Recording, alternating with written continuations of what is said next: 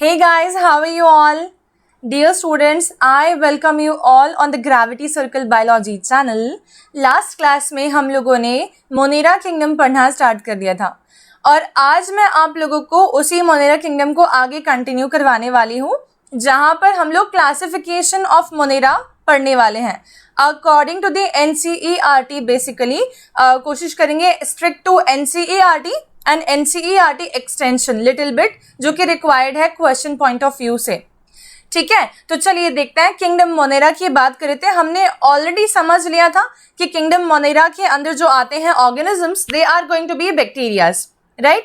And we have seen the different characteristics of the kingdom monera organisms in this kind of manner, the shapes and everything else, right.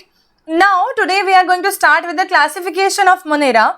जब हमसे कोई पूछता है कि kingdom Monera को कितने particular सब किंगडम्स में डिवाइड कर सकते हैं हम लोग, ठीक है, तो हमें बोलना है कि किंगडम मोनेरा को हम लोग दो सब किंगडम्स में डिवाइड कर सकते हैं और एक उसमें हो जाता है आर्की बैक्टीरिया, एक हो जाता है उसके अंदर यू बैक्टीरिया. आर्की का मतलब हो जाता है प्रिमिटिव बैक्टीरियाज और यू का मतलब हो जाता है ट्रू बैक्टीरियाज.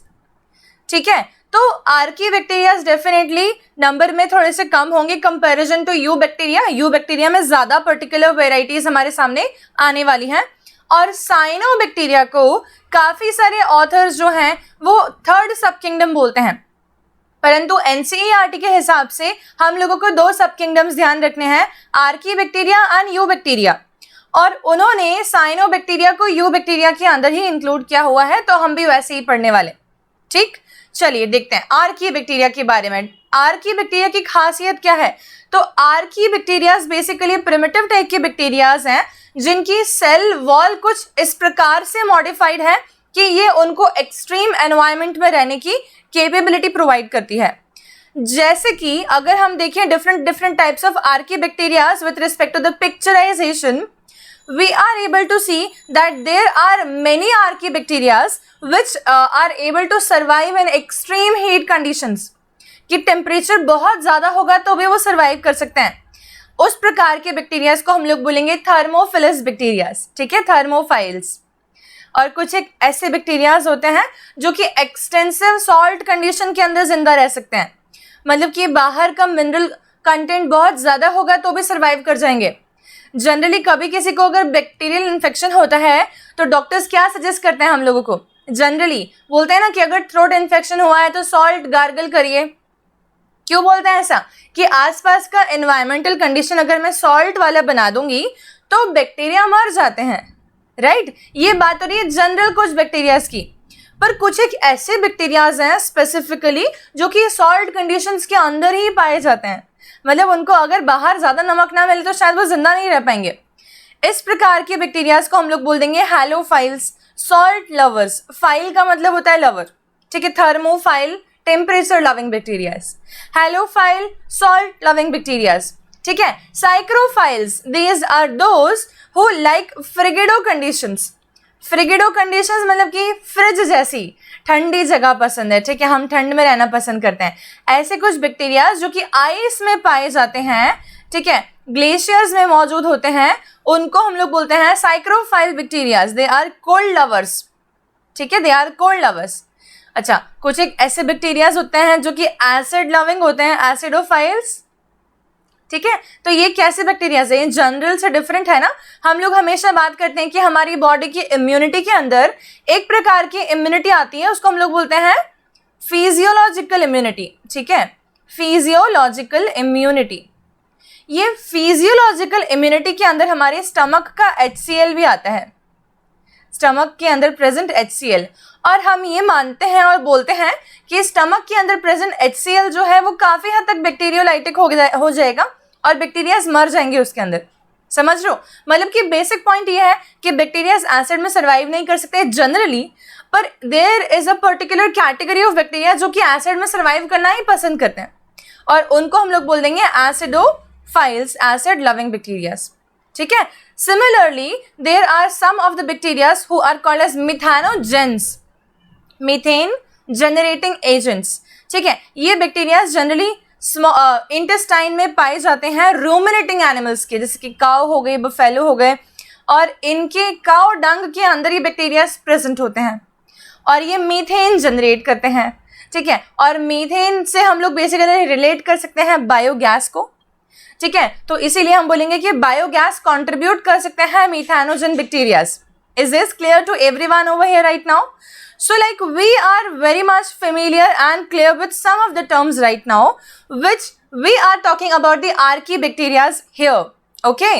चलिए, तो क्या क्या समझ आ गया आप सब लोग को, फटाफट बता दो मुझे कि आर्कियबैक्टीरियाज यूबैक्टीरिया से डिफरेंट होते हैं क्योंकि इनकी सेल वॉल इनको एक्सट्रीम कंडीशन में सर्वाइवल की एबिलिटी प्रदान करती है। ये एक्सट्रीम सॉल्टी एरियाज में पाए जा सकते हैं, ये हॉट स्प्रिंग्स में पाए जा सकते हैं, ये मार्शी एरियाज में भी पाए जा सकते हैं, ठीक है। मीथेनोजन्स जो होते हैं ये गट ऑफ रूमिनेंट एनिमल्स में प्रेजेंट होते हैं और मीथेन या बायोगैस के प्रोडक्शन में इनका योगदान होता है, जो कि मैंने अभी अभी बताया आप लोगों को, ठीक है। तो दिस मच इज डन, हमें आर्कियबैक्टीरिया पूरा समझ में आ गया है। अब हम लोग आते हैं बच्चा लोग यू बैक्टीरिया पढ़ने के लिए। व्हाट इज यू बैक्टीरिया, क्या मतलब होता है इसका? यू वर्ड का सिंपल मतलब होता है ट्रू, ठीक है। तो ये बैक्टीरियाज हो जाएंगे the true bacterias, the bacterias which actually we are familiar with, we are actually able to see around ourselves, not see around ourselves, but we are actually able to feel their presence around ourselves, ठीक है। Bacteria बोल बोल के नहीं बताएगा, bacteria disease produce कर सकता है, कर्डलिंग ऑफ मिल्क में हमें बैक्टीरिया का योगदान मिलता है, ठीक है। तो इस प्रकार से बैक्टीरिया की एक्टिविटीज को हम लोग देख सकते हैं, विजुअलाइज कर सकते हैं। बैक्टीरिया को नहीं कर सकते तो वो अलग बात है, ठीक है। देखो तो यहाँ पर एक बैक्टीरिया दिख रहा है हम सबको, ओके क्या दिख रहा है बताओ इसके अंदर? ये एक बैक्टीरिया है जिसका ढक्कन खुल रहा है और हम अंदर का कंटेंट देख पा रहे हैं, ठीक है। तो बेसिकली हो क्या रहा है इस बैक्टीरिया के अंदर, इसकी जो बाहर की लेयर्स हैं अगर हम उनको हटा दें तो हमें अंदरूनी बैक्टीरिया के अंदर क्या क्या देखने को मिलेगा? हमें वो देखने को मिलेगा जो कि यहाँ पर हमारे सामने इधर प्रेजेंट है, ठीक है। तो एक बैक्टीरिया के अंदर क्या क्या चीजें हो सकती हैं इनको हम लोग वन बाय वन देखते हैं। मैं तुम्हें स्टार्ट कराती हूँ पढ़ाना इसकी वॉल से। इसकी वॉल क्या क्या चीजों से कंपोज्ड है, ठीक है। तो सबसे बाहर की तरफ हमें दिख रहा है कैप्सूल, इसी को बोलते हैं स्लाइम लेयर, ठीक है। कैप्सूल या स्लाइम लेयर सबसे आउटर मोस्ट होती है, ये सबसे थिक भी है। अगर हम इन तीनों कंट्रीब्यूशंस की बात करें तो सबसे थिक हो जाएगा कैप्सूल, ठीक है। कैप्सूल की जस्ट नीचे की तरफ प्रेजेंट होती है बैक्टीरिया की सेल वॉल। इनकी इंडिविजुअल कंपोनेंट्स क्या हैं, डिटेल्स क्या हैं, वो सब देखते हैं। पहले सिर्फ इनकी लेबलिंग और पोजीशन समझ लेते हैं, ठीक है। तो कैप्सूल हमें समझ आ गया, हमें सेल वॉल समझ आ गई, हमें प्लाज्मा मेम्ब्रेन जो कि सबसे इनर मोस्ट है ये समझ आ गई। तो एक बैक्टीरिया की कोट के रिस्पेक्ट में बात करें तो आउटर मोस्ट हो जाएगा एक थिक सा कैप्सूल जिसको हम लोग स्लाइम लेयर भी बोलते हैं। उसकी जस्ट अंदर की तरफ हो जाएगा सेल वॉल और उसके अंदर की तरफ हो जाएगा प्लाज्मा मेम्ब्रेन, ठीक है। अब ये बैक्टीरिया का एक सिंगल सेल है। इस सिंगल सेल के अंदर हमें जैसे कि पहले ही मालूम है किंगडम मोनेरा के अंदर इंटरनल सेल के कोई कंपार्टमेंट्स नहीं होते हैं, राइट। तो हमें दिख रहा है एक मतलब होमोजेनस साइटोप्लाज्म, स्प्रेडेड साइटोप्लाज्म जो कि अंदर की तरफ भरा हुआ है, ठीक है। तो this is the cytoplasm which we are able to see. Inside the cytoplasm, what all things which we are able to see over here can be, one is plasmid DNA. ये एक छोटू सा DNA हमें दिख रहा है जो कि गोल सा है, सर्कुलर सा है। This is called as plasmid DNA, ठीक है। एक हमें दिख रहा है इसका मेन क्रोमोसोमल DNA, 6 वाला, जो कि कंडेंस्ड फॉर्म में प्रेजेंट है, ठीक है। और इसी को हम लोग बोलते हैं न्यूक्लियोइड, जैसे कि मैंने लास्ट क्लास में बताया था। और हमें क्या दिख रहा है साइटोप्लाज्म के अंदर? We are able to see some of the ribosomes present in the cytoplasm, scattered presence, throughout presence actually, ठीक है, पूरे में प्रेजेंट है। तो ये राइबोसोम की प्रेजेंस के कारण क्या मैं ये बोल सकती हूँ कि इनका साइटोप्लाज्म जो है उसके अंदर डॉट डॉट दिख रहे हैं बहुत सारे, और हम ये बोल सकते हैं क्या कि cytoplasm is appearing to be granulated cytoplasm, granules present है, ऐसा कुछ नजर आ रहा है, ठीक है। तो हमें 7th पॉइंट भी समझ आ गया। 8th देखते हैं हम लोग, इसके पास कुछ एक फूड स्टोरिंग ग्रैन्यूल्स भी प्रेजेंट है, ठीक है। और 9th पे आ जाते हैं हम लोग, और वो हो जाएगा इसका एक फ्लेजिला, जो कि हमने देखा था 9+2 अरेंजमेंट वाला फ्लेजिला इनके पास में नहीं होता। इनके पास एक सिंगल थ्रेड लाइक फ्लेजिलम होता है, ठीक है, जो कि फ्लेजिलिन प्रोटीन से बना हुआ था। अब आते हैं एक और पॉइंट पे, जो है कि इनकी प्लाज्मा मेम्ब्रेन जो कि येलो वाली दिख रही है, ध्यान दो, इसके कुछ इलोंगेशंस हमें नजर आ रहे हैं समवेयर हियर, जो कि बाहर तक आ रहे हैं, ठीक है, और इनको हम लोग बोलते हैं पाइलाई, ठीक है, जिसका प्रोनाउंसिएशन काफी सारे टीचर्स पिलाई भी बोलेंगे, बोथ इज करेक्ट, ठीक है, both are correct, none of them is wrong pronunciation, okay. So we have actually just seen the detailed structure of a eubacteria. एक ऐसा बैक्टीरिया हमने देखा जिसको हम ट्रू बैक्टीरिया बोल सकते हैं। अब इसकी हर एक पॉइंट को हम लोग डिटेल समझते हैं कि what are the actual meaning of all these components, what actually makes up a complete bacteria.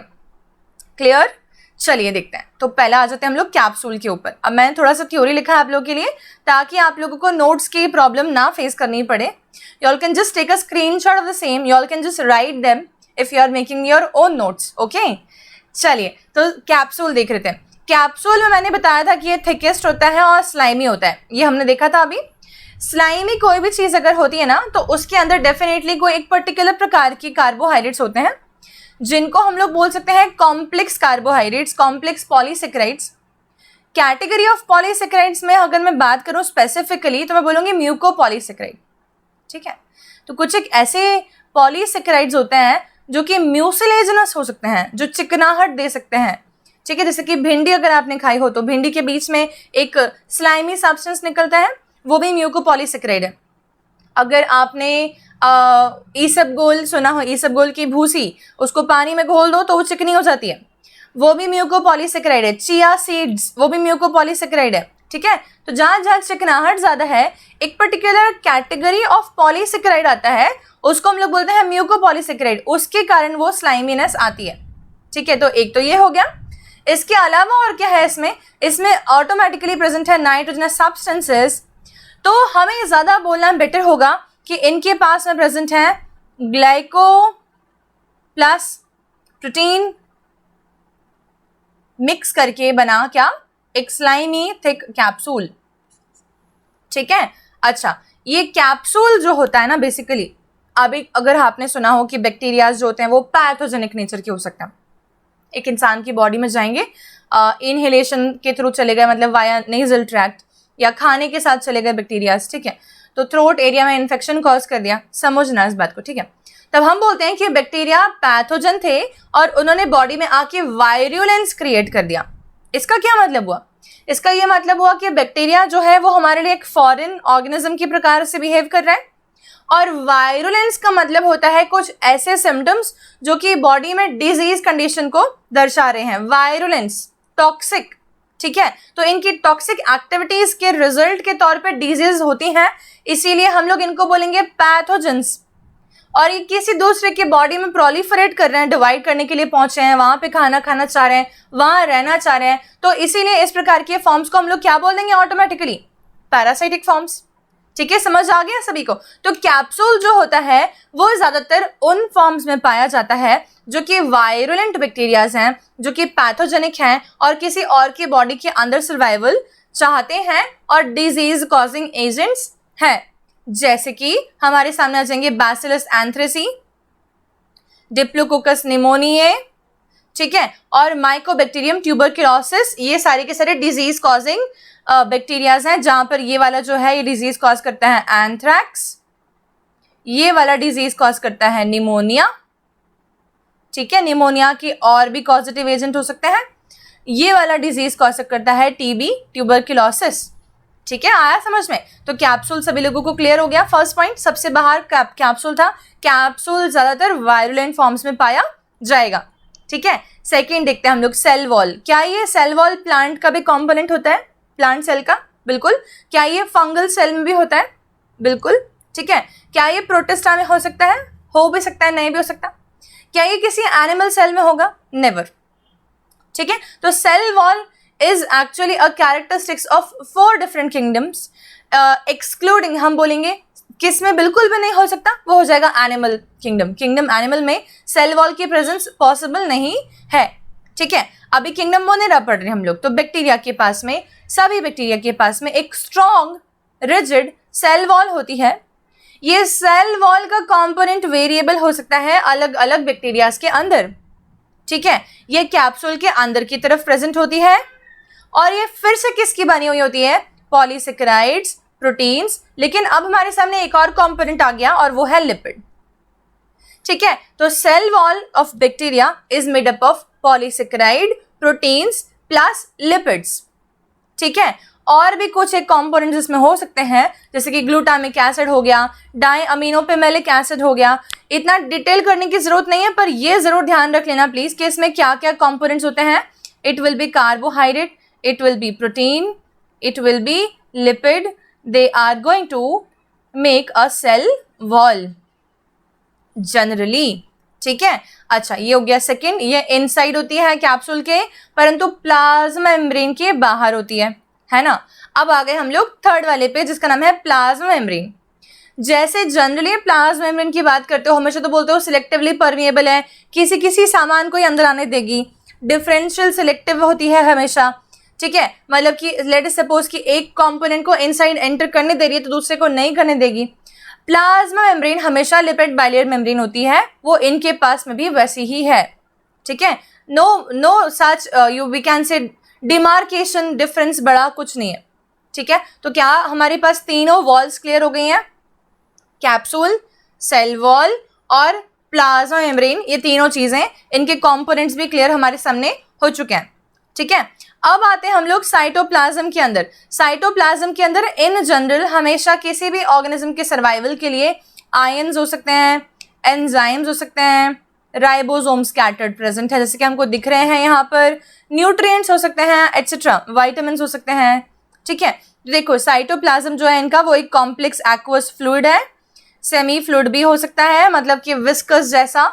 ठीक है, और इस पर्टिकुलर साइटोप्लाज्म के अंदर vitamin, salt, enzyme, carbohydrate, protein, coenzymes, lipid, mineral, nucleic acid, जो भी चीजें हैं वो स्कैटर्ड फॉर्म में प्रेजेंट है।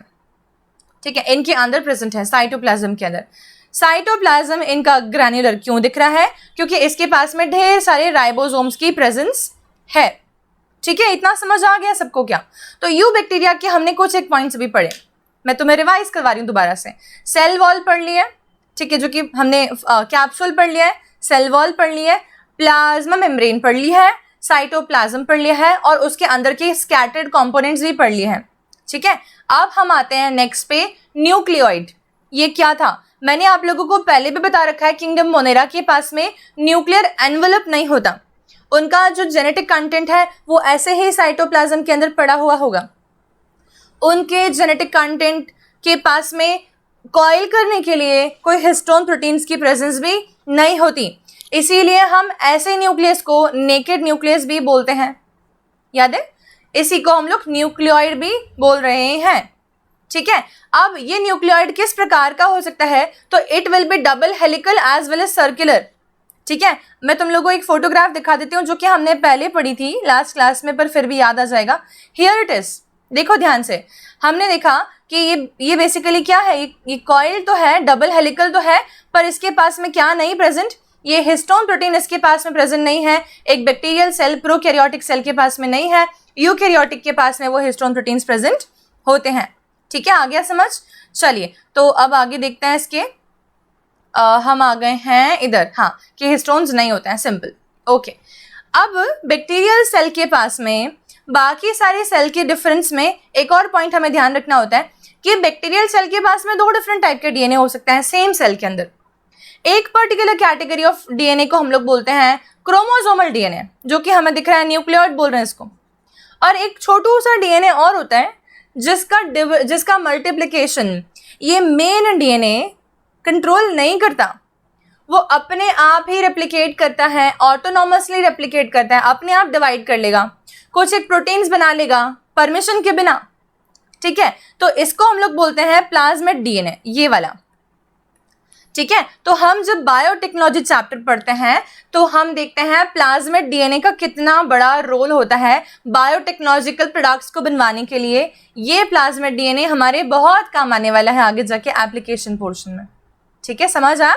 तो हमें ये समझ आ गया कि एक्स्ट्रा में in addition to the normal DNA की एडिशन में काफ़ी सारे बैक्टीरियाज के पास में, सबके पास में नहीं, काफ़ी सारे बैक्टीरियाज के पास में एक्स्ट्रा क्रोमोसोमल डीएनए होता है, और इन डीएनए को हम लोग, इस डीएनए एलिमेंट को हम लोग बोलते हैं प्लाज्मिड। ये छोटू से होते हैं, सर्कुलर होते हैं और डबल स्टैंडर्ड मॉलिक्यूल्स होते हैं। Is this clear to all? तो प्लाज्मिड्स हमारी समझ आ गए। अब नेक्स्ट हम आ जाते हैं फ्लेजिला के ऊपर, जो कि मैंने आप लोग को ऑलरेडी बताया हुआ है कि ये फाइन है, थ्रेड लाइक है, प्रोटोप्लाज्मिक अपेंडेज है, मतलब कि इसके अंदर प्रोटोप्लाज्म भरा हुआ है और ये प्लाज्मा मेम्ब्रेन का ही इलॉन्गेशन है। ठीक है, ये फ्लेजिला की बात कर रहे हैं हम लोग। एक सिंगल ही फ्लेजिला यहाँ पर प्रेजेंट है। ठीक है, एक से ज्यादा नहीं है। ओके, ये सिंगल फ्लेजिला जो हो जाएगा, इसमें 9+2 अरेंजमेंट भी नहीं होगा, लेकिन ये बैक्टीरिया को स्विम करने के लिए मदद करेगा। अब मान लो कि बैक्टीरिया किसी एक्वेटिक मीडियम में है, लेट अस जस्ट सपोज कि वो ब्लड भी हो सकता है, तब ब्लड के अंदर बैक्टीरिया को अगर मोटिलिटी चाहिए तो उसको फ्लेजिला की मदद से मूव करना पड़ेगा। ठीक है, ओके, तो फ्लेजिला की प्रेजेंस इनके अंदर लोकोमोशन की एबिलिटी प्रोवाइड कर रही है, स्विमिंग एबिलिटी प्रोवाइड कर रही है। Very simple. आखिरी आता है पाइलाई, जिसको पिलस भी बोलते हैं काफी सारे, या फिम्ब्रे। ठीक है, ये वाला वर्ड ज्यादा इस्तेमाल किया जाता है, ये वाला वर्ड ज्यादा इस्तेमाल नहीं किया जाता। ठीक है, ये बेसिकली है क्या? पाइलाइस। ठीक है, तो ये कुछ ऐसे इलॉन्गेशंस हैं जो कि बैक्टीरिया के अंदर हम बोलेंगे कि इनका योगदान बेसिकली कहाँ आता है? रिप्रोडक्शन में आता है। जब बैक्टीरिया को, मैं बताती हूँ, अगर एक फोटो मैंने लिया हो तो 1 मिनट चेक करने दो, ये रहा। ठीक है, तो ये पाइलाई का क्या मतलब है, इसका योगदान क्या है, ये देखते हैं। चलो देखो, समझा ही देती हूँ। यहाँ पे ये एक पाइला है। ठीक है, ये इस बैक्टीरिया का पाइला है। ठीक है, ये इस बैक्टीरिया का पाइला है। ये पाइला से इस बैक्टीरिया को जीन का सेट, या हम बोलेंगे कि क्रोमोसोम ट्रांसफर करने वाला है। ठीक है, क्रोमोसोम ट्रांसफर करने वाला है। तब जो दे रहा है उसको हम लोग बोल देंगे डोनर, और जो ले रहा है उसको हम बोल देंगे रिसिपिएंट। देने वाले पे हमेशा आप लोग केमिस्ट्री पॉइंट ऑफ व्यू से प्लस चार्ज लगा देते हैं। ठीक है, तो यहां पर हमने इसको बोल दिया F+। ओके, और इसको हमने लगा दिया ले रहा है क्योंकि, तो F-। आया समझ में? अब क्या ले रहा है, तो देखो इस वाले बैक्टीरिया के पास में सिर्फ हमें मेन क्रोमोसोमल डीएनए दिख रहा है और प्लाज्मिड डीएनए का नजर ही नहीं आ रहा, राइट? लेकिन इसके पास में क्रोमोसोमल डीएनए भी है और प्लाज्मिड डीएनए भी है। ठीक है, तब अब क्या करेगा ये वाला बैक्टीरिया जो है, ये बैक्टीरिया अपने प्लाज्मिड डीएनए को निक कर देगा। निक का मतलब जैसे मानो तुम कि कैंची से एक छोटा सा कट कर दिया हो, स्टैंड बना दिया हो। तब अब समझना, मैं स्टैंड बना के दिखाती हूँ तुमको। देखो, जैसे मानो मैंने यहाँ थोड़ा सा कट क्रिएट कर दिया। ठीक है, तो क्या मैं ये बोलूँ कि एक तो धागे की तरह खुल गया बिल्कुल पूरा? ठीक है, तो ये इस प्रकार से खुल गया। आया समझ में? और ये जो खुला हुआ पोर्शन है ना, इसको मैं बोलूंगी निक्ड डीएनए। निक कर दिया गया, कटा हुआ डीएनए है ये। ठीक है, अब ये जो F+ बना हुआ है ना सामने, ये F+ बेसिकली कंजुगेशन कराएगा। मतलब कि एक बैक्टीरिया की वॉल से दूसरे बैक्टीरिया की वॉल को कनेक्ट कर देगा, और ये कनेक्शन से ट्रैवल करता हुआ ये निक्ड डीएनए का स्ट्रैंड चला जाएगा दूसरे बैक्टीरिया के अंदर, और अब ये कंजुगेशन समाप्त हो जाएगा। फिर ट्रांसफर के बाद में रिजल्ट के तौर पे हमें क्या मिले? दोनों ही सेल्स F+ हो गए। मतलब अब दोनों की एबिलिटी है कि वो ट्रांसफर कर सकते हैं फिर से प्लाज्मिड डीएनए का एक स्ट्रैंड किसी ऐसे बैक्टीरिया को जिसके पास नहीं है। सिंपल। इसे हम लोग बोलते हैं डीएनए ट्रांसफर रेप्लिकेशन। ये एक प्रकार का कॉन्जुगेशन टाइप का मेथड है, कॉन्जुगेशन। ठीक है, दिस इज क्लियर। तो पाइलाई का रोल जो है या योगदान है वो यहाँ आता है। Is this clear to all? समझ आ गया? ठीक है, तो हमने ये समझा कि एक F+ या डोनर बैक्टीरिया जो है वो अपने प्लाज्मिड डीएनए का एक स्ट्रैंड जो है वो F- बैक्टीरिया को दे सकता है F+ के थ्रू ट्रांसफर करके, और इसके बाद में रिजल्टेंट तौर पे हमें दोनों ही ऐसे बैक्टीरिया मिलेंगे जो दोनों के दोनों F+ हो जाएंगे। Very clear to all? ठीक है, तो हमें ये समझ आ गया पूरा पॉइंट कि क्या होता है इस पिलस की मदद से। और ये एक प्रोटीन का स्ट्रक्चर है, इसको हम बोलते हैं पाइलिन प्रोटीन। ठीक है, F+ बनता है पाइलिन प्रोटीन से। So these were the things which are actually going to make up the bacterial cell structure. Eubacteria का स्ट्रक्चर किस किस चीजों से मिलकर बना, हमने वो सारे पॉइंट्स समझ लिए। ठीक है, अब 1 मिनट पानी पीने का टाइम दो।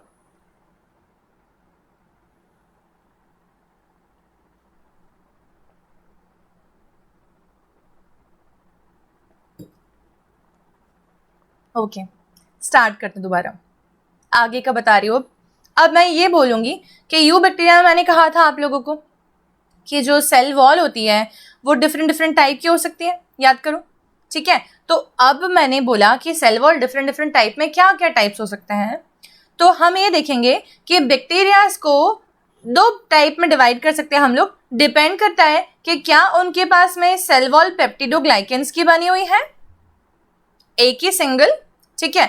तो मैंने बोला अगर उनके पास में सिंगल सेल वॉल लेयर है, सिंगल लेयर सेल वॉल है, ठीक है। बहुत गंदा लिखा है यार, एक मिनट रुको, इरेज करके दोबारा लिखेंगे ढंग से।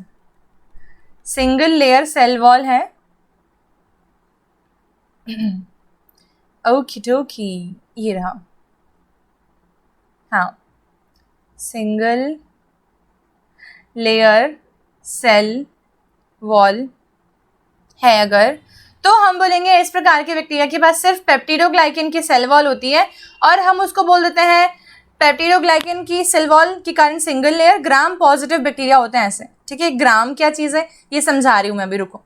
अब आता है नेक्स्ट कि किसी किसी बैक्टीरिया के पास में ऐसे सिंगल लेयर नहीं होती, इन द फैक्ट उनके पास में अलग ज़्यादा लेयर्स होती हैं।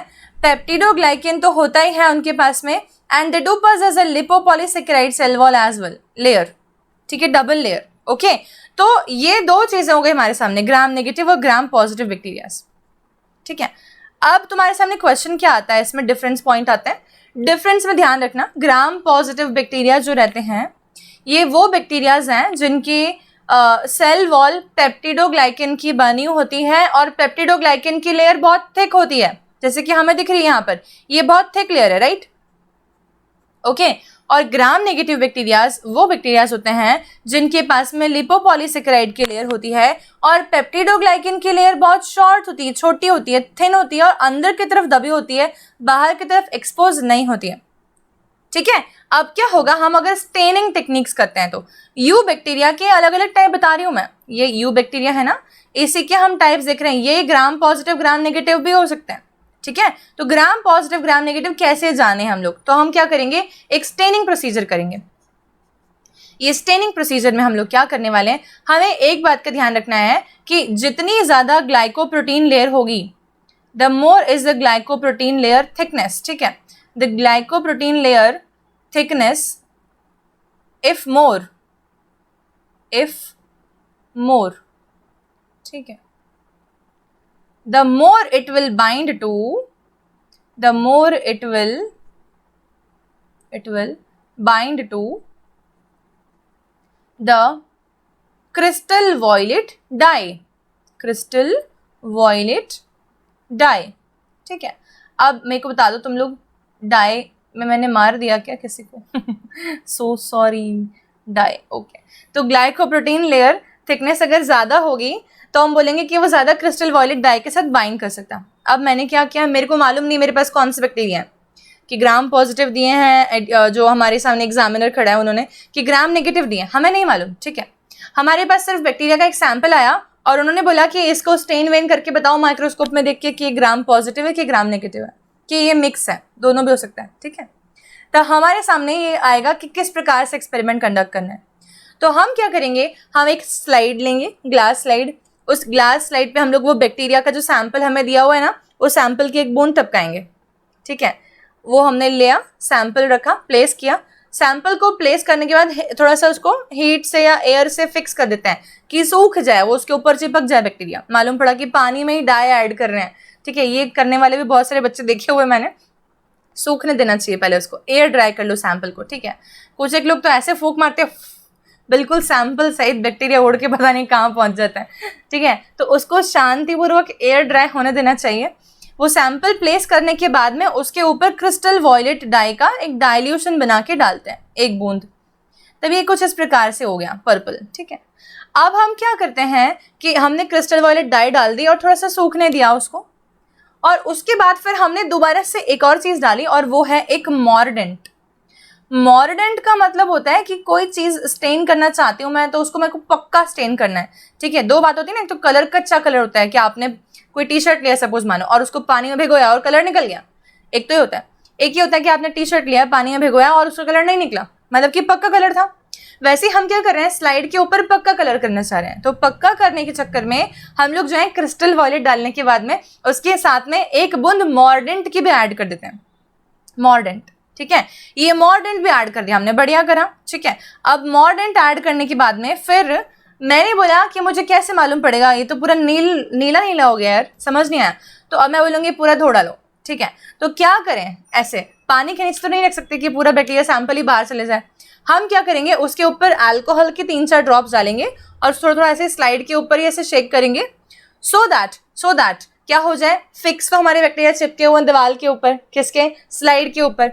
उन्होंने कलर ले भी लिया होगा, हो सकता है अगर वो ग्राम पॉजिटिव थे तो, अगर वो ग्राम पॉजिटिव नहीं थे तो उन्होंने कलर नहीं लिया होगा, ठीक है।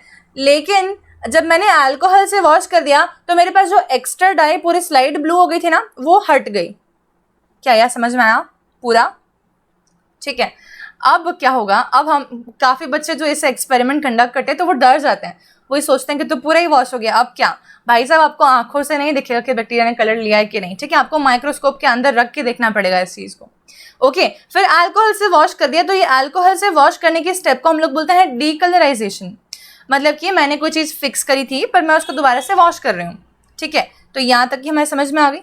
अब क्या करेंगे हम लोग, अब हम करेंगे एक और काम और हम बोलेंगे उसको काउंटर स्टेन करना, काउंटर स्टेन, ठीक है।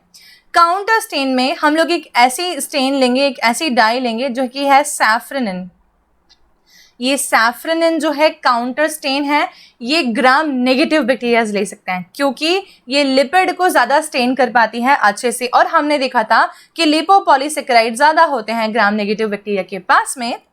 इसीलिए हम लोगों ने सैफ्रनिन डाई का एक ड्रॉप डाला और फिर से उसको मैंने स्लाइड वॉश कर दिया पानी से, ठीक है, और हमने जाके उसको विजुअलाइज किया माइक्रोस्कोप के अंदर स्लाइड को रख के। तो हमारे पास दो पॉसिबिलिटी बैठ सकती है, या तो बैक्टीरिया हमारे जो है वो पर्पल दिखेंगे, या तो हमारी बैक्टीरिया जो है वो पिंक दिखेंगे, या तो दोनों दिख सकते हैं, ठीक है। अगर हमारे बैक्टीरिया पर्पल नजर आ रहे हैं, इसका क्लियर इंडिकेशन है कि बैक्टीरिया जो है वो ग्राम पॉजिटिव हैं। अगर हमारे बैक्टीरिया नेगेटिव हैं तो वो पर्पल डाई को रिटेन नहीं करके रखेंगे, इनफैक्ट वो पिंक डाई को ले लेंगे, और इसीलिए हम बोलेंगे कि वो हो जाएंगे पिंक स्टेन ग्राम नेगेटिव। आ गया समझ में? तो इस प्रकार से ग्राम स्टेनिंग करके बैक्टीरिया ग्राम पॉजिटिव है कि ग्राम नेगेटिव है, ये डिफ्रेंशिएट भी किया जा सकता है बहुत आसानी से, ठीक है, सिंपल से कलरिंग एजेंट्स को इस्तेमाल करते हुए। इतना समझ आ गया क्या? क्लासिफिकेशन ऑफ मोनेरा में आर के बैक्टीरिया पढ़ाया, अभी तक यू बैक्टीरिया पढ़ा दिया तुम लोगों को मैंने पूरा, ग्राम पॉजिटिव ग्राम नेगेटिव को डिफ्रेंशिएट कैसे करते हैं बता दिया, ठीक है। देखो ये कैसे दिखेगा, अगर सिर्फ ग्राम नेगेटिव सैंपल होता तो ये पूरा पिंक ही दिखता, और अगर ग्राम पॉजिटिव होता तो ये नीलू दिखता, ठीक है। तो इस प्रकार से हमारे सामने जो है सैंपल्स के डिफरेंशिएशन पॉसिबल हो सकते हैं स्टेनिंग टेक्निक से। कोई पूछता है कि मॉर्डेंट कौन था, तो क्या बोलोगे, क्या था मॉर्डेंट, जल्दी बता दो। मॉर्डेंट फिक्सिंग एजेंट आयोडीन, क्या था, आयोडीन, ठीक है। डीकलराइज किससे करने की कोशिश करी, अल्कोहल से। स्टेन कौन सी ली, क्रिस्टल वॉयलेट, पर्पल वाली थी ये, और पिंक वाली कौन सी थी, सैफरन, ठीक है। जो बैक्टीरिया ने ये वाली स्टेन को रिटेन किया वो क्या थे, पॉजिटिव। जिन बैक्टीरिया ने ये वाली स्टेन को रिटेन किया क्या थे, नेगेटिव। क्लियर है, ठीक है, very clear, okay great. Now we are coming on to something which is called as cyanobacteria. What is cyano and bacteria, ठीक है। The word actually cyano is a colour blue indication, नीला, blue, नीला bacteria. अब क्या है, actual में इन bacterias को हम लोग बोलते क्या है, बोलते हैं ब्लू ग्रीन एल्गे, क्योंकि इनके अंदर एल्गल फीचर के तौर पर क्लोरोफिल प्रेजेंट होता है। क्लोरोफिल ग्रीन प्लांट जो फोटो ऑटोट्रॉफ्स है हमारे, उनके पास में भी होता है। तो साइनोबैक्टीरिया एक इस प्रकार का बैक्टीरिया है जिसकी एबिलिटी कैसी हो गई, फोटो सिंथेसिस परफॉर्म करने की, जो कि प्लांट भी परफॉर्म कर सकते हैं, ठीक है।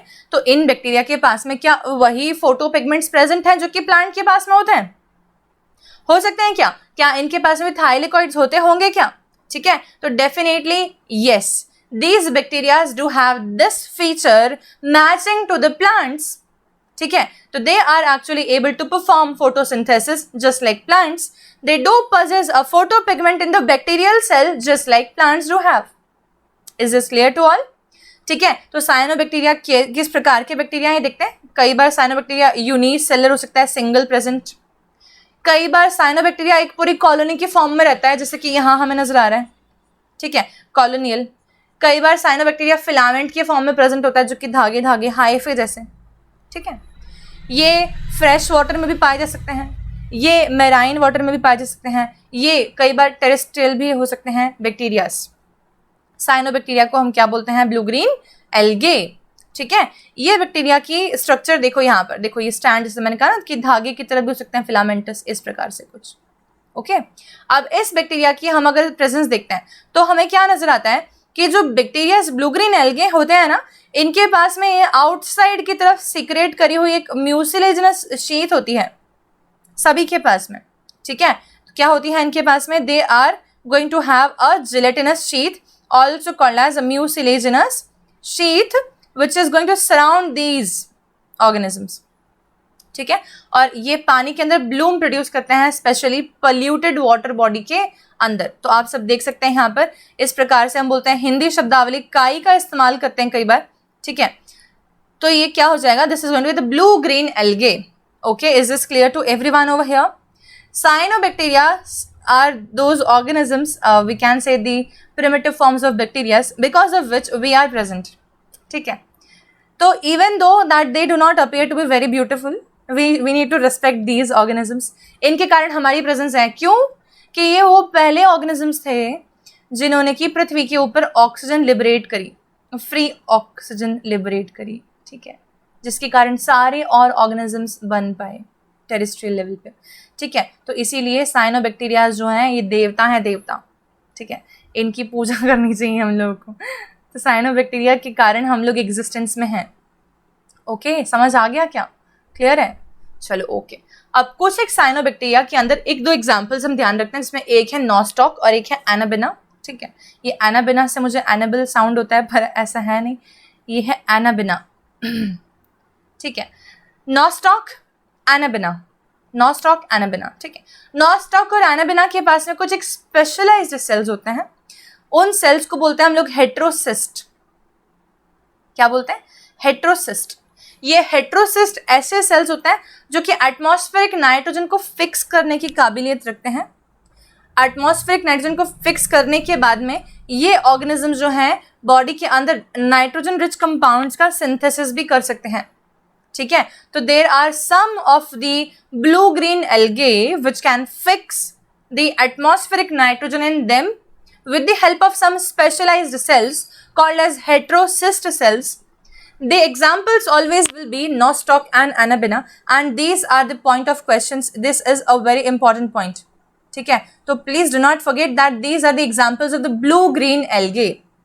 I am not talking about the nitrogen fixing rhizobium bacteria right now, जो कि root nodules of leguminous plant में present होता है। मैं बात कर रही हूँ कि कौन सा ब्लू ग्रीन एल्गे भी ये कैपेबिलिटी रखता है, और वो हो जाएगा हमारे पास में नॉस्टॉक और एनाबिना। क्लियर है? ठीक है। अब हमारे पास में कितने स्लाइड्स और बाकी हैं यार? हम देख लेते हैं, 2 स्लाइड्स और बाकी हैं, कंप्लीट करते हैं इसको, उसके बाद क्लास ओवर हो जाएगी। नेक्स्ट आता है हमारे पास में बैक्टीरिया का एक और कैटेगरी। अभी मैंने देखा फोटोसिंथेटिक देखा है ना, अभी हमने क्या देखा? साइनोबैक्टीरिया देखा ना। साइनोबैक्टीरिया कैसे था? फोटोसिंथेटिक था। अब हम एक और कैटेगरी ऑफ बैक्टीरिया को पढ़ते हैं और उसका नाम है कीमोसिंथेटिक ऑटोट्रॉफिक बैक्टीरिया। ये क्या करता है? देखो ये क्या करता है, ठीक है। तो अब देखो समुद्री सतह है, वहाँ पर ये कुछ एक इमेजिनेटिव है ना तुम्हारे लिए, इमेजिनेशन के हिसाब से कुछ एक ऐसे बैक्टीरिया जो कि पानी ले सकते हैं, कार्बन डाइऑक्साइड जो कि पानी में डिजॉल्व है वो ले सकते हैं, ठीक है। हाइड्रोजन सल्फाइड ले सकते हैं, ठीक है, जो कि यहाँ से लिबरेट हो रहा है हाइड्रोथर्मल वेंट से, है ना, सी माउंट पे, सी फ्लोर पे। और ये सब लेने के बाद में ये अपने बॉडी के अंदर कुछ सिंथेसिस कर सकते हैं, और वो सिंथेसिस किस चीज़ का हो रहा है? We are able to see the sugar over here. सबको नजर आ रही है? तो हमें क्या समझ आया कि वाटर लेके, कार्बन डाइऑक्साइड लेके, हाइड्रोजन सल्फाइड लेके कुछ एक बैक्टीरियाज ने अपने बॉडी के अंदर सिंथेसाइज कर लिया शुगर। ऐसे बैक्टीरिया को हम लोग बोलेंगे कीमोसिंथेटिक ऑटोट्रॉफिक बैक्टीरिया। क्लियर है? ठीक है। तो carbon dioxide, water, hydrogen sulphide जैसे इनऑर्गेनिक केमिकल्स को मिला के इन्होंने अपने बॉडी के अंदर बनाया एक ऑर्गेनिक केमिकल जिसका नाम है शुगर। साथ ही में इन्होंने कुछ एक सल्फर कंपाउंड भी बनाए, ठीक है। तो इस प्रकार के बैक्टीरिया जो होते हैं जिनकी एबिलिटी होती है ऑक्सीडाइज करने के इनऑर्गेनिक सब्सटेंसेस को, जैसे कि नाइट्रेट, नाइट्राइट, अमोनिया एट्सेट्रा, और यूज करके इनको बनाते हैं ये and use the release energy for the ATP production. ठीक है, तब they play a great role in recycling the nutrients like nitrogen, phosphorus, iron, sulphur. एक हिसाब से हम बोल सकते हैं कि ये कुछ एक कंपोनेंट्स को लेके और किसी और कंपोनेंट में उसको टर्न कर देते हैं, एक प्रकार से साइक्लिक इवेंट की तरह ये काम कर रहे हैं। तो these are going to be the responsible, they have taken the responsibility of recycling the nutrients like nitrogen, phosphorus, iron, sulphur etcetera. इसका एग्जाम्पल कोई सा हो सकता है बताओ? नाइट्रीफाइंग बैक्टीरिया, ठीक है, सल्फर बैक्टीरिया, ये सब एग्जाम्पल्स हैं इसके। मैं नाम लिखूँ यहाँ पर? ओके, एक सेकेंड। नाइट्रीफाइंग बैक्टीरिया इसके अंदर आ जाएगा एग्जाम्पल, और आ जाएगा इसमें सल्फर बैक्टीरिया। ठीक है, ऐसे करते हुए इसके अंदर एग्जाम्पल्स आ जाते हैं। आयरन बैक्टीरिया, ठीक है। अच्छा, तो हमने क्या क्या कैटेगरी देखी? हमने देखा फोटोट्रॉफिक, फोटो ऑटोट्रॉफिक, हमने देखा कीमो सिंथेटिक ऑटोट्रॉफिक, खाना खुद की बॉडी में बना रहा था दोनों, एक सनलाइट के कारण से बना रहा था, एक केमिकल्स से बना रहा था। एक और देखते हैं हम जो कि खाना नहीं बनाता, बॉडी में डिपेंड रहता है दूसरों के ऊपर, वो क्या हो जाएंगे? That will be heterotrophic bacteria. और सबसे ज़्यादा यही वाले बैक्टीरियाज हैं, और ये इनके कारण से हम बोलते हैं कि डिकम्पोजिंग पॉसिबल हो सकती है डेड ऑर्गेनिजम्स की, लिविंग ऑर्गेनिजम्स की, सड़ाने वाले बैक्टीरियाज। ठीक है, ये डिजीज कॉजिंग एजेंट्स भी हो सकते हैं और अच्छे भी हो सकते हैं, दोनों पॉसिबिलिटीज़ हैं। जैसे कि मैंने कहा कि मिल्क से दही बनाना, तो ये तो एक अच्छा हो गया ना, सिग्निफिकेंट काम करा उसने, राइट। तो हम बोल सकते हैं कि कुछ एक अच्छे बैक्टीरियाज हैं जिनका सिग्निफिकेंट इम्पैक्ट है हमारे ऊपर, जैसे कि कर्ड बनाने वाले बैक्टीरियाज, जैसे कि एंटीबायोटिक बनाने वाले बैक्टीरियाज, जैसे कि नाइट्रोजन फिक्सिंग बैक्टीरियाज जो कि root nodules of leguminous plant में रहते हैं। ठीक है, जिनका नाम तुम सब जानते हो, राइजोबियम, है ना, इधर आ जाएगा हमारे सामने। ओके, तो ये हो गए अच्छे अच्छे वाले। खराब भी हो सकते हैं, खराब में पैथोजेंस हो सकते हैं डिजीज कॉजिंग, जो कि इंसान में, क्रॉप में, फार्म एनिमल्स में, पेट में, सब में डिजीज कॉज कर सकते हैं। Bacterias can cause disease into every organism. ठीक है, डिजीज के नाम हम जानते हैं, जैसे कि कोलेरा हो गया, विब्रियो कोलेरी ने डिजीज कॉज करी कोलेरा। ठीक है, राइस वाटरी स्टूल हो जाते हैं, इसमें इंसान मर भी सकता है कोलेरा में। ठीक है, टाइफॉइड, इंटेस्टाइन परफोरेट कर देता है, साल्मोनेला टाइफिम्यूरियम नाम का बैक्टीरिया। टेटनस, ठीक है, तो और सिट्रस कैंकर, ये तुम्हारे सामने फोटो जो लिया मैंने, ये लिया सिट्रस कैंकर का। नींबू देखा है कभी खराब हो गया हो तो ऐसा ऐसा हो जाता है उसके ऊपर, ये है ना, इस प्रकार से सड़ा हुआ नींबू, है ना, तो ये बाहर रिजिड कड़क कड़क से डॉट्स होते हैं उसके ऊपर, राइट। ये होता है सिट्रस कैंकर डिजीज, और ये डिजीज बैक्टीरिया ने कॉज करी होती है। इतना हमें समझ में आ गया। हमें 3 बात समझ में आई। क्या क्या पॉइंट समझ में आए बताओ? Bacterias can be photo autotrophs, bacterias can be chemo synthetic autotrophs, bacterias can be heterotrophs. Heterotrophic bacteria can be good for us, heterotrophic bacteria can be bad for us, दोनों पॉसिबिलिटी हो सकती है। ठीक है, अब डिवाइड कैसे करते हैं बैक्टीरिया? तो ये शायद हम सब जानते हैं कि बैक्टीरिया जो है वो फिजन से डिवाइड करते हैं, जिस प्रकार से अमीबा का डिवीजन होता है उसी प्रकार से बैक्टीरिया का भी डिवीजन होता है। ठीक है, समटाइम्स अंडर अनफेवरेबल कंडीशन, जब अनफेवरेबल कंडीशन नहीं है तब बैक्टीरिया क्या कर सकता है? वो अपने आप को डिवाइड करने की जगह प्रोटेक्ट कर सकते हैं एक सिस्ट लेयर के अंदर, जैसे कि अमीबा कर लेता है। और हम बोलेंगे बैक्टीरिया, फिर बैक्टीरिया बनाते हैं बैक्टीरियल स्पोर्स। इन स्पोर्स को जब भी फेवरेबल कंडीशन मिलेगी ना, तभी जाके ये आगे की तरफ एक नया बैक्टीरिया बनाएंगे, अदरवाइज नहीं। ठीक है, मोर बैक्टीरिया। ओके, तो फिजन पॉसिबल हो सकता है, स्पोर फॉर्मेशन की एबिलिटी रखते हैं बैक्टीरियाज एफ पाइला वाली कंजुगेशन मेथड से भी रिप्रोड्यूस कर सकते हैं, जो कि हमने ऑलरेडी देखा हुआ। they also reproduce by a sort of sexual reproduction which is called as conjugation। ठीक है, ओके, जिसमें कि डीएनए ट्रांसफर करते हैं एक बैक्टीरिया दूसरे बैक्टीरिया के अंदर। ट्रांसफर करने वाले को डोनर बोलते हैं और लेने वाले को हम लोग रिसिपिएंट बोलते हैं। ठीक है, आ गया समझ इतना सभी लोगों को? Okay, sure, done. अब हम एक और कैटेगरी की बात कर रहे हैं यहाँ पर, जो कि बैक्टीरिया से थोड़ा डिफरेंट है, पर हमने इसको किंगडम मोनेरा के अंदर प्लेस किया हुआ है। ये ऑर्गेनिज्म का नाम होता है माइकोप्लाज्मा। ठीक है, ये इस ऑर्गेनिज्म का नाम होता है माइकोप्लाज्मा। ये बैक्टीरिया जैसा ही है पूरा, लेकिन एक चीज़ इसके पास नहीं है और वो है सेल वॉल।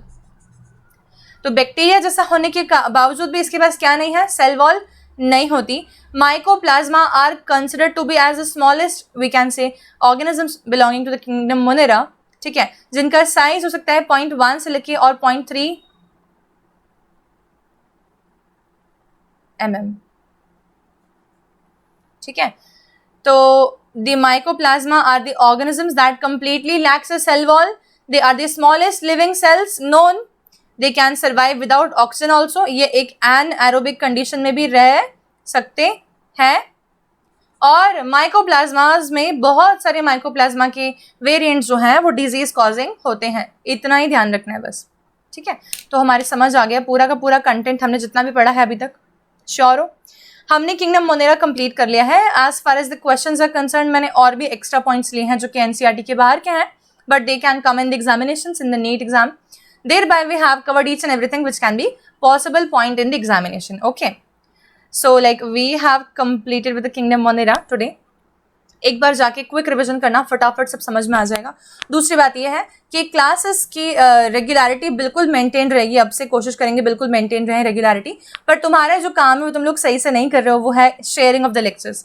तो please do not forget to share the lectures. Do not even forget to watch the complete lectures. The reason behind that I am teaching into the very much possible detail. ठीक है, with not considering that I am teaching on this platform for free. I am giving you all the education which can be given in the educational institutes which are the renowned names. Okay, तो ध्यान रखें please कि पूरा का पूरा पढ़ा रही हूँ with the possible imaginations as well. तो तुम लोगों को सिर्फ इतना करना है कि पढ़ना है रेगुलर बेसिस पे और शेयर करना है जितना पॉसिबल हो सके. Thank you everyone. We'll meet in the very next class now. Bye.